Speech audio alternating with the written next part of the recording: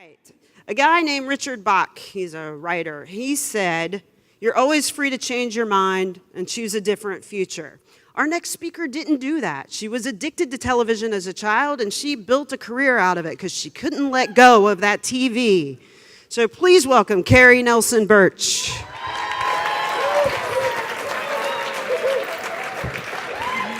Thank you, everybody, for coming out. Okay, now I'm looking for my arrows. So my story's a little different. The nice thing is we have a collection of amazing women here tonight.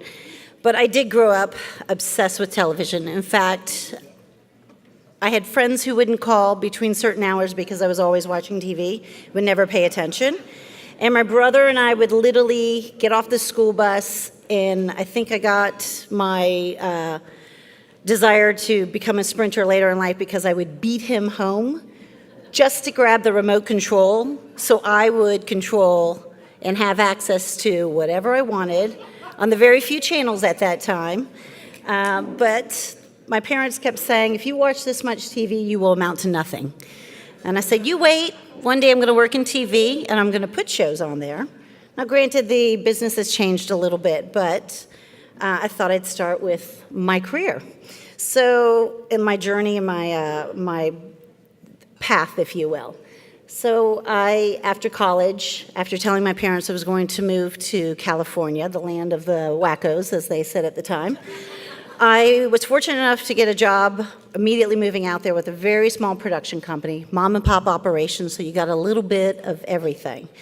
And after about a year and a half, I was lucky to go from Bob Banner Associates to Lorimar TV, working as an assistant in movies and miniseries. And the Lorimar became part of Warner Brothers, and still working in TV, movies, and miniseries until I was fortunate enough that one of my bosses, who had left the studio side of things, went over to run movies and miniseries at NBC, where she brought me in as an assistant to one of the executives, a guy named J.J. Jameson, who really became the first mentor in my life.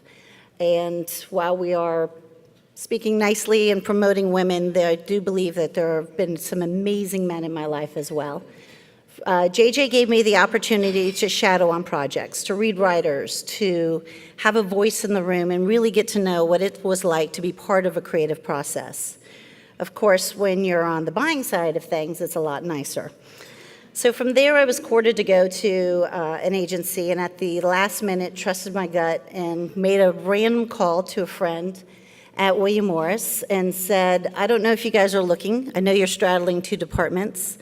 I know your writers list. I know half of your colleagues. I really want the opportunity to come in and meet. And so I was fortunate enough to come in. Randomly, while I was told in the room there wasn't a place, there wasn't an office, there wasn't a salary, I left. They gave me a call that afternoon and said, we're going to make it happen. And so Sam Haskell became yet another mentor in my life. From there, one of my proudest moments with an amazing team of producers and writers and director was Door to Door, the Bill Porter story. And after 7 years, we finally got it on air. It won a Humanitas, a WGA award, a SAG award, a DGA award, and 6 Emmys. And it was pretty incredible. So I was with William Morris for 3.5 years. I came in as an agent, which is pretty much unheard of. I had no clients. I just knew a lot of the colleagues, and I was able to, or my new colleagues, and able to convince them to let me shadow, work with their clients, and if I could get a job, would they teach me the art of negotiation. So for 3.5 years, I was in Los Angeles, and my then boyfriend, who became my husband, and I kept talking about moving to Nashville when we had our child, our first child. We came back for a visit, made an offer in a house. They said yes, and we're like, what am I doing? So I was very fortunate that William Morris allowed me to do my LA-based job out of Nashville. And while we have a number of folks working in that area, which is phenomenal because Nashville's such an amazing town, it was the first time to really carve out a niche, being a TV film presence here, working with the LA, New York, and Miami offices at the time.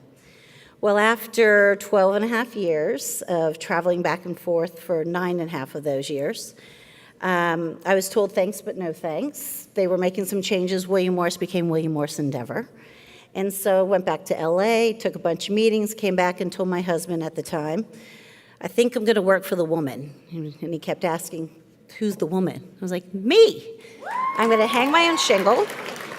So I started my own company, my own shingle, where I represent, and I still have it, but I represent screenwriters and authors, a number of individuals where I find outside-the-box opportunities. I mean, at the end of the day, the thing I love most about what I do is playing matchmaker with people, projects, and ideas.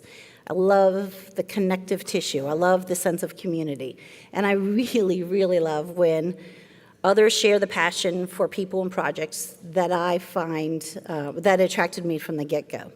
So while I still have my own shingle, one of my consulting clients had brought me in, and that was Tacklebox Films under Sean Silva, who runs the company. And we did a number of music videos. They still do those.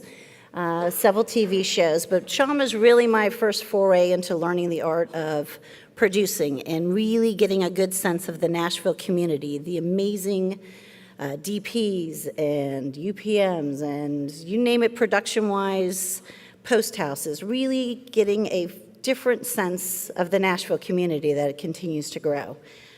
So I was there for about a year and a half, and some changes were made in the company, and I was very fortunate that another consulting client, Hideout Pictures with Shannon Houchins, had reached out, and he and Potsy Poncerelli kept saying, one day we're going to bring you in.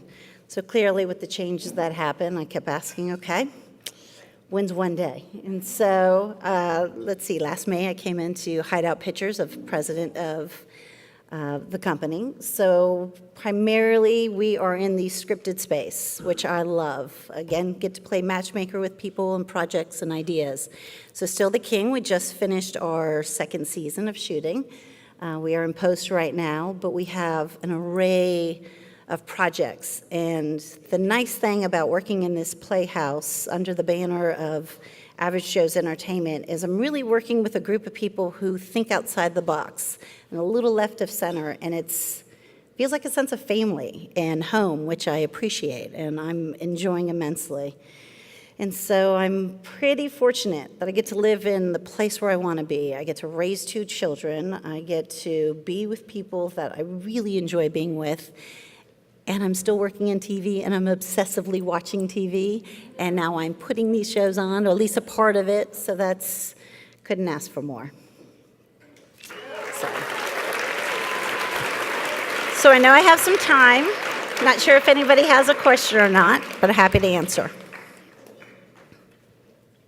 Yes? What's your favorite show right now? Oh, you would ask that. You have to say what genre, and if it's a half hour.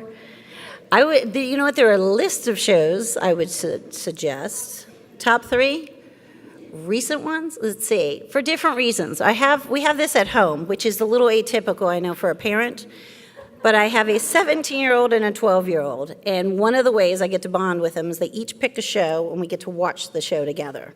But they're not allowed to cheat when they're at their father's house. And I've learned the hard way through my 17-year-old, I'm not allowed to cheat and watch ahead either. So I'm going to pick shows I watch with them. So with my daughter, This Is Us, which has been great. She's all about family dramas. Yeah, and then let's see, with my son, I would say Peaky Blinders because I love the production value. And I love the juxtaposition of the music with Nick Cave and PJ Harvey with the period setting. Narcos is another one we watch, and I made them watch Stranger Things. So, am I done? Yes. Okay, I'm the lurker. thank you. Thank you, Carey.